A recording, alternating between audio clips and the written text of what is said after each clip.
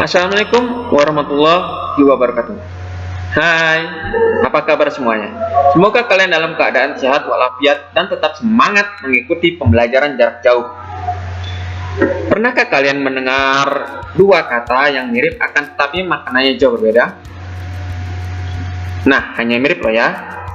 Bukan seperti kata apel dan apel. Kalian tidak perlu khawatir karena dalam topik kali ini kita akan membahas satu kata yang juga punya kemiripan dengan kata yang lain.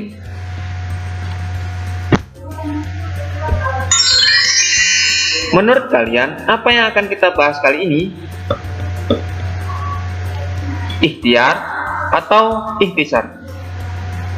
Nah, yang akan kita bahas adalah ikhtisar.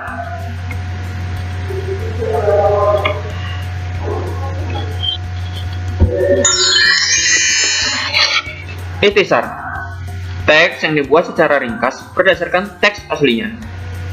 Teks ikhtisar ini berisi sama persis seperti teks aslinya, tetapi disajikan lebih singkat.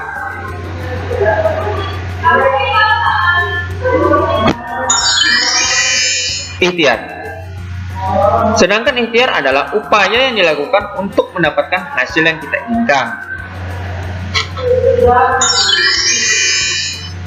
Meski kata-katanya mirip, artinya berbeda jauh ya. Setelah kita membahas apa itu ikhtisar, yuk kita cari tahu apa itu ciri-ciri ikhtisar.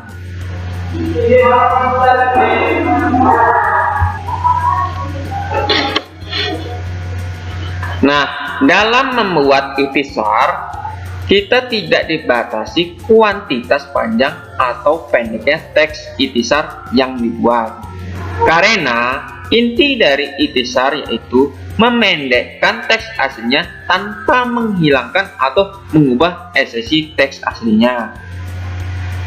Oleh karena itu, hal-hal yang menjadi ciri-ciri sekaligus yang harus diperhatikan dalam proses membuat ikhtisar yaitu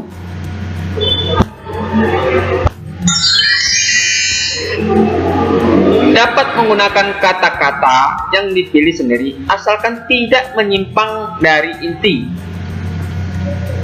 Selanjutnya, teks disusun dengan tujuan untuk mengambil inti dari sebuah teks yang lebih panjang. Selanjutnya, teks tidak harus memperhatikan urutan gagasan yang sama persis dengan teks aslinya, tetapi mengedepankan prioritas pentingnya informasi.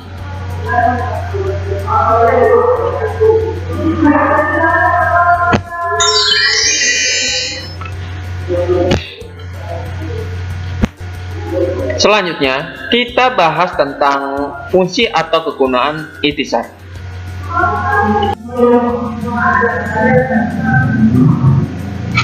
Memang apa pentingnya kegiatan mengikhtisar? Ingat ya, bahwa setiap hal positif yang kita lakukan pasti ada kegunaan atau fungsinya, termasuk dalam membuat ikhtisar. Perlu diketahui bahwa membuat ikhtisar bukan hanya sekedar mengemas sebuah teks menjadi lebih ringkas. Lebih dari itu, ikhtisar memiliki fungsi yang lebih kompleks, yaitu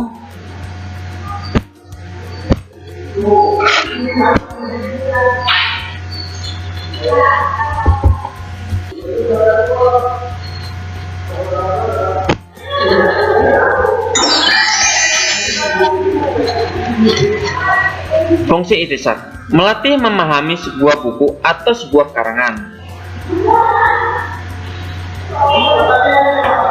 Selanjutnya, membimbing serta menuntun seseorang agar dapat memahami inti dari suatu isi. Selanjutnya, melatih daya ungkap seseorang dengan kata-kata yang terbatas. Dan membudayakan literasi.